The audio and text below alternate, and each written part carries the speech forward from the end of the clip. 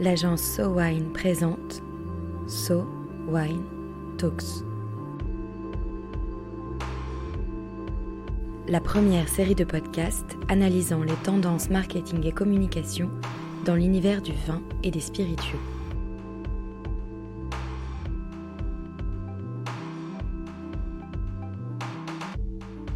Pour ce premier épisode de 2021, reprenons les So Wine Talks en douceur. Aujourd'hui, nous parlerons de la notion du temps long dans le monde du vin. Luxe chez certains, nécessité pour d'autres, le temps long a toujours été une composante essentielle du rapport des hommes au vin. Aujourd'hui, un sujet philosophie avec Marie Mascret.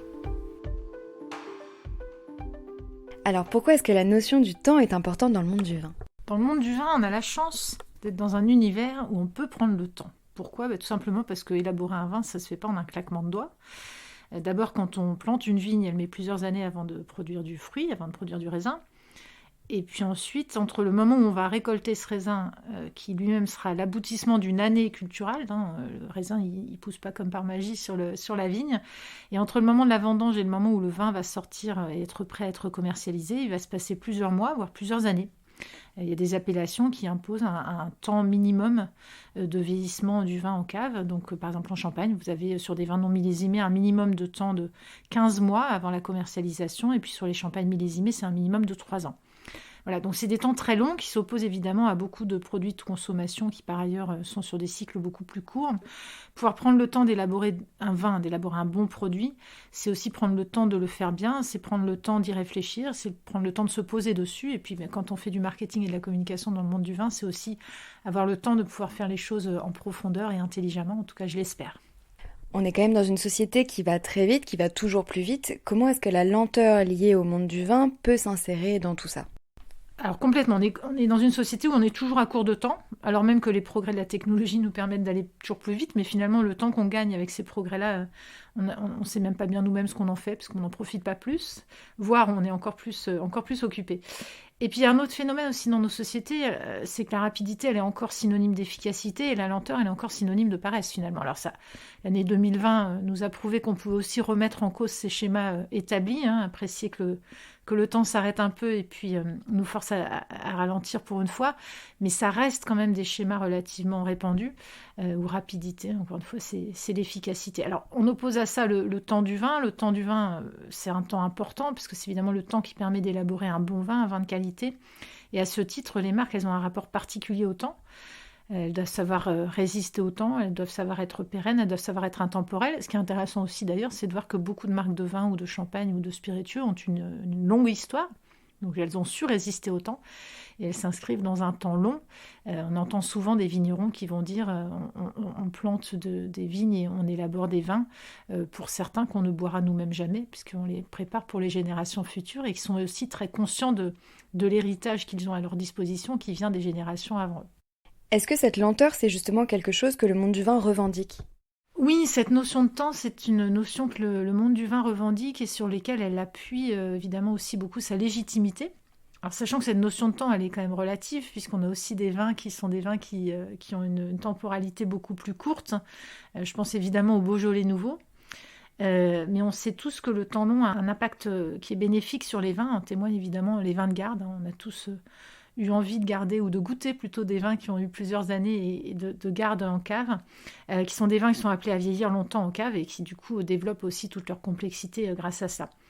Voilà, donc ce monde du vin revendique la notion de temps à plusieurs titres. D'abord parce que le temps est important, encore une fois, pour élaborer le vin. C'est aussi important de prendre le temps pour bien le déguster.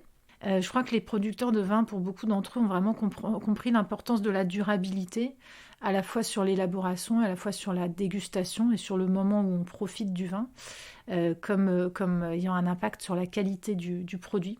Alors, plusieurs exemples, le château de Pommard a une cuvée qui s'appelle la cuvée Simone, qui est vraiment le témoignage d'un retour à la nature avec une conversion en biodynamie, un recours aux solutions naturelles. Donc, le château de Pommard en Bourgogne n'hésite pas à laisser faire le temps et la nature pour offrir une cuvée parcellaire la plus haut de gamme possible.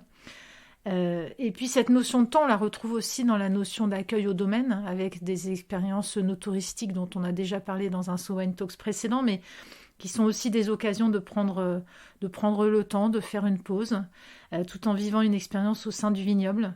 Donc des domaines qui vont vous proposer de vous écarter du bouillonnement de la ville et puis de retrouver une harmonie avec la nature qui est assez symptomatique du besoin de prendre du temps pour soi et pour se retrouver. Alors plusieurs exemples, on a des exemples comme Château Cos d'Estournel, donc à Saint-Estèphe, qui est la référence de l'appellation et qui propose des séjours vraiment hors du temps au sein de la maison d'Estournel, qui est donc, j'aurais envie de dire un hôtel, mais en fait c'est pas un hôtel, c'est vraiment une maison, on est comme chez soi et on peut prendre le temps qu'on veut pour profiter des lieux, visiter ou bien rester, s'asseoir dans un coin de la bibliothèque près du feu, lire un livre et puis déguster un des vins de la maison.